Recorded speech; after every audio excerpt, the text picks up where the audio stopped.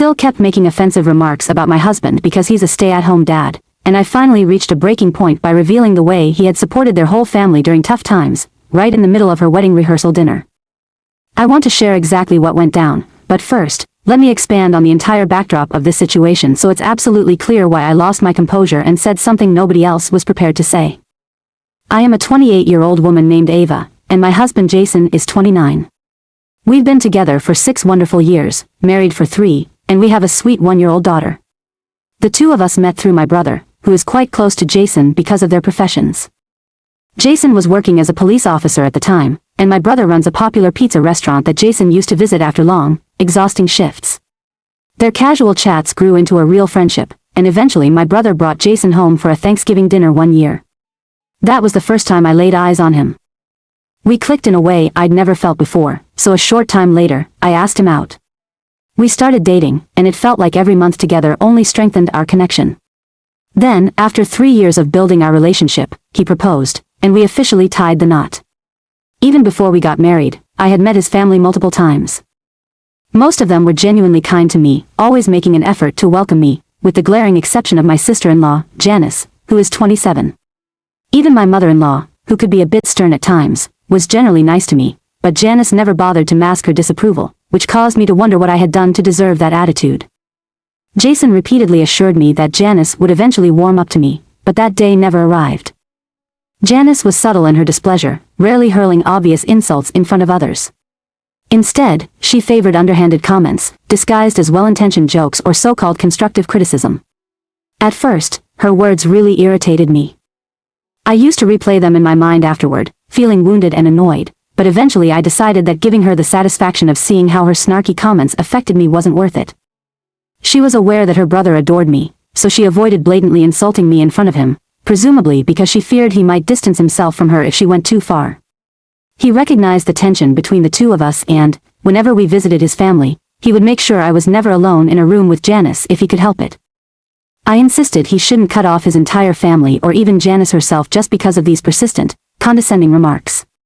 It felt like too drastic a measure for something that, while insulting, wasn't physically threatening. Consequently, the two of us decided to cope by ignoring her barbs as much as possible. Admittedly, this was not the best long-term solution. We were simply doing what we thought kept the overall peace. Now, in hindsight, I wish I had opened my mouth and nipped the problem in the bud. At the time, I didn't want people to think I was the sort of person who starts arguments and splits up families over small issues, so I held back for far too long. But the recent incident forced me to confront everything once and for all. Jason previously worked in law enforcement but decided to resign from the police force a few months ago so that he could become a full-time stay-at-home dad for our daughter. I'm a trauma surgeon, and my job is demanding, often requiring me to be at the hospital for long shifts. We both initially thought we could manage the responsibilities of child-rearing alongside our careers, but the reality was tough. Of course, we explored daycare options, and our parents volunteered to help us out during times we were both occupied. Yet, neither Jason nor I wanted to miss out on truly precious memories, our daughter's milestones, her first words, her daily routines. We grew increasingly concerned that if we both continued working in high-pressure jobs full-time, our child would hardly see us, and we'd regret it later. Thus, a year ago, we had a serious heart-to-heart. Jason, being the caring partner he is, suggested he should quit the force because I earn more than he does, so it made sense from a financial perspective to have me keep my job while he stayed home. He also genuinely wanted to be there for our daughter. I found the idea quite big and asked him over and over if he was truly certain he wanted to leave a job he deeply cared for. But he reassured me many times that he had no regrets and wanted to give fatherhood his full attention. He even confessed that although being a cop had been a dream for him, becoming a dedicated dad was a new aspiration that made him happier than he ever expected. I was relieved and appreciative of his commitment to our family, seeing how much love and pride he took in managing our home and caring for our little one. However, Jason's parents did not share my sentiment. Coming from a very traditional background, his family wholeheartedly believes that men simply do not belong at home, taking care of the house and children as a full-time role. It wasn't a surprise, since I'd noticed how, in their household, men never bothered with chores, believing them to be beneath their masculine dignity. It's not that the women in their family aren't allowed to work, many of them do hold jobs, but they are still somehow expected to return home and handle all the domestic tasks on their own, or sometimes they end up quitting their jobs if the pressure gets too high. That's what happened to my mother-in-law, who decided to give up her job so she could devote herself entirely to household duties. They saw nothing odd or unfair about this dynamic. To them, it was normal. Jason and I quietly found these views ridiculously outdated, but we made a point not to engage in direct confrontations about it. After all, it's not our place to force them to see the world differently if they prefer to keep their old viewpoints. Meanwhile, Jason and I had always split chores fairly. He'd do laundry and cooking when I was busy, and I'd clean or pick up groceries if he was having a stressful week at work. Now that he's a full-time stay-at-home dad, he's the one who manages almost everything in our home. It's a system that works brilliantly for us. Our child is happy and adored, and we both feel at ease. But Jason's family clearly disapproved, feeling it challenged what it means to be a real man. They spent months berating him about giving up his law enforcement career. At first, I attempted to step in and defend him. That backfired, as his parents basically told me to stay out of their personal family conversation. Jason also didn't want me dragged into their arguments, so in the end, I stayed out of it for as long as I could. Tensions rose for a while, and I think the only reason we got a break from the conflict is that Janice and her boyfriend Harry, 27 years old, got engaged. With the excitement of wedding planning, everyone's attention shifted from Jason's new role at home to Janice's upcoming nuptials, and there was a brief period of respite. I genuinely believed the drama about Jason not being a proper man had passed, but I was proven terribly wrong at Janice's rehearsal dinner. Her wedding was scheduled to take place just one day after the rehearsal, so this was a delicate, urgent matter. We felt compelled to handle the fallout as swiftly as possible. At that dinner, we were sitting across from Janice and Harry, with the parents and some other relatives around us, chatting amiably. It was surprisingly relaxed and fun, so I began to hope they'd finally accepted that Jason was happy as a stay-at-home father. But then Janice, who had a mischievous gleam in her eye, turned the conversation toward my work. Because I'm a trauma surgeon, I wasn't entirely comfortable talking about it at that moment, especially at her rehearsal dinner, but it's not like I could avoid a simple question without seeming rude. So, I responded briefly, mentioning that my job was going fine. She instantly pivoted to Jason, asking him sarcastically how his work was going and joking that his new occupation allowed him to lounge around all day like he was on permanent vacation, funded solely by me. She threw in a jab about how everyone could plainly see who wore the pants in our household.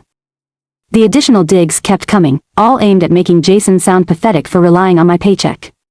My husband tried his best to grin and bear it, not wanting to ignite a fight during what was supposed to be a festive occasion. But I could see how it hurt him, even if he didn't show it. Watching him struggle to remain polite drove me to a boiling point. I reached that moment of no return, likely fueled by years of bottled-up frustration over Janice's catty remarks and the family's suffocating attitudes. Something cracked inside me. I couldn't just let it slide this time. I calmly but firmly declared that Jason was by far a better man and person than anyone else in the room, and it was incredibly audacious for Janice to mock him after all he had done for the family, which she seemed blissfully unaware of. She looked taken aback, so I hammered home the truth. Jason started supporting their entire household financially back when he was just 18, especially during a time when their father was struggling to find a job with decent pay. I laid out how her parents and Jason had gone to great lengths to keep Janice in the dark about the family's financial troubles so she wouldn't worry, which included Jason juggling 2 different jobs to ensure she still got everything she wanted. Despite the hardship, they never turned her down for anything, all while trying to patch up their precarious finances. It was no small feat, and Jason's emotional and financial support had been their lifeline during that rough year. Janice never recognized that or even knew about it until that very moment, because everyone was sworn to secrecy. Needless to say, the entire table went silent. You could practically hear a pin drop. Jason and I stood, politely excused ourselves, and walked out. We didn't speak on the way back to our hotel, and we didn't have to. The look on Jason's face told me everything. He wasn't angry at me for exposing the secret. In fact, his silence conveyed that he felt I had finally done something that needed doing. But this incident unleashed a storm by the next morning. I woke up to someone pounding on our door, Jason's parents. They were there to let me know, in no uncertain terms, that I was expected to apologize to Janice, because I had revealed a truth she was never meant to hear. They claimed I had no right to share such a personal piece of their family's history. It had cast a gloom over the evening, and Janice was now inconsolable, feeling extremely guilty for being such a burden in her youth while remaining clueless about all the sacrifices her brother had made. In hindsight, I suppose they had some reason to worry about her reaction, as Janice can be quite emotionally fragile. But I was also incensed that they placed the blame on me for simply telling the truth. They further defended her, insisting she was just teasing Jason in a typical sibling way, so I should never have overreacted the way I did. The parents explained that Janice was crying non-stop, apologizing to them, and basically having a meltdown, exactly the scenario they had hoped to avoid by keeping the secret under wraps all these years. The entire time, they repeated that she was too delicate to handle such truths. They demanded an apology from me, not only to Janice but to the whole family, for my outburst. Furthermore, they insisted I tell Janice that I didn't truly mean the harsh words I had uttered and that I should promise her everything was fine. Now, I'm aware her big day was almost upon us, and I'll admit, I felt an inner conflict. Jason was adamant that I shouldn't apologize because, in his eyes, I had done nothing wrong. He believed I was merely standing up for him. I understood why he felt that way, especially since Janice had never missed a chance to belittle me. Still, I couldn't help feeling guilty when picturing Janice in tears. I hated the idea of being the person who ruined someone's wedding. Yet his family's stance was obvious. I owed an apology, and they seemed unwilling to consider that Janice had crossed a line. Jason's stance, while supportive, was also biased in my favor. So I chose to lay it all out online, seeking an impartial judgment. Was I wrong to bring up Jason's past financial support when Janice insulted him for being a stay-at-home dad? Shortly afterward, I reached update 1, which was the evening of that same day. By then, I had read enough opinions to realize I shouldn't apologize.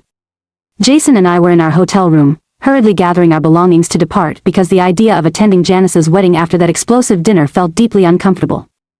We decided to inform his parents that we were leaving and wouldn't be attending, rather than ghost them entirely. Jason's perspective was that we were well within our rights. Janice had always been mean and dismissive, and it was time she faced some consequences. Jason also admitted the whole family had been draining his energy ever since he quit his job. He'd hoped for their blessing or, at the very least, their understanding, but he got nothing but sneers and criticism. We had been aware for ages that they held outdated ideas about gender roles, yet we gave them the benefit of the doubt that maybe, with time, they'd grow to appreciate the happiness in our arrangement. But they never did. Instead, they doubled down on their negativity. So we made a collective decision to step away from all that. We felt we'd absorbed enough insults disguised as worry or playful teasing, and we were simply done. Drawing boundaries was long overdue, and by leaving, we were showing them we weren't afraid to enforce those boundaries. We firmly believe that you teach people how to treat you, and we had mistakenly taught them they could disrespect us without consequences. Now, that was about to change. Then came update 2, we were back at home, safe and sound. As expected, our decision to leave infuriated Jason's parents. They confronted us, yelling that we were being self-centered for abandoning the wedding after committing to be there through all the pre-wedding festivities. They were worried people at the wedding would notice our absence and start asking uncomfortable questions, taking away from Janice's moment. Jason's mother insisted that no matter how upset we were, we had to stay for the ceremony and smooth things over at a later date to keep appearances intact. Jason responded that we had no desire to attend because it was painfully clear that Janice and, by extension, the rest of them, didn't respect our lifestyle or us. We had simply reached our limit. They tried to argue, labeling us egotistical and petty, but eventually Janice herself showed up, having heard the raised voices from next door. Her parents filled her in, and she basically told us she would be more comfortable if we didn't come. She explicitly said she was fine with Jason showing up alone if he wanted, but she made it crystal clear that I was the last person she wanted to see. She accused me of being vindictive and selfish, determined to ruin her special day.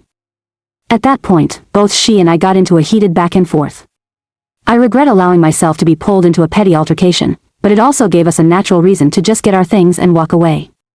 They didn't try to stop us, probably because the conflict was exhausting for everyone by then. So Jason and I left, wishing her well but knowing we wanted nothing more to do with that household, at least until they expressed some genuine remorse. We picked up our daughter from my parents on the way home, and I could practically feel the relief washing over us. Jason happily played with our little girl while I typed up the final bits of my update, marveling at how peaceful our small family unit is when we're away from all that chaos. Finally, update 3 arrived after the wedding was over. According to what we heard, the ceremony went on as planned, but Janice couldn't stop talking about the drama for the entire day. Ironically, her parents had worried that our absence would cause people to gossip non-stop, taking the spotlight away from her. In reality, Janice herself fueled the gossip by bringing us up to distant relatives who didn't even know about the dinner fiasco. She seemed bent on milking the situation for sympathy or attention, exactly what we had come to expect. Since many extended relatives were now curious about what really happened, Jason received an influx of messages and calls, all looking for the juicy story. But we decided to take the high road and remain vague, not wanting to extend the feud. Janice and her parents can talk as much as they like behind our backs, but we plan to say very little. We don't want to feed more negativity into a situation that's already escalated past reason. In the end, we're comfortable with our decision. All these years, Jason and I tried to keep the peace by turning the other cheek, but now it's time for us to choose our own peace. We taught them that we accepted disrespect, and now we're teaching them we won't any longer. If they ever decide to apologize earnestly, we might reevaluate our position, but as of now, we're perfectly happy distancing ourselves from that toxic dynamic. Our family of 3 is all we need, and we're determined to keep our focus on nurturing our daughter, cherishing the simple, joyful routines of daily life, and supporting each other without letting anyone undermine our choices again.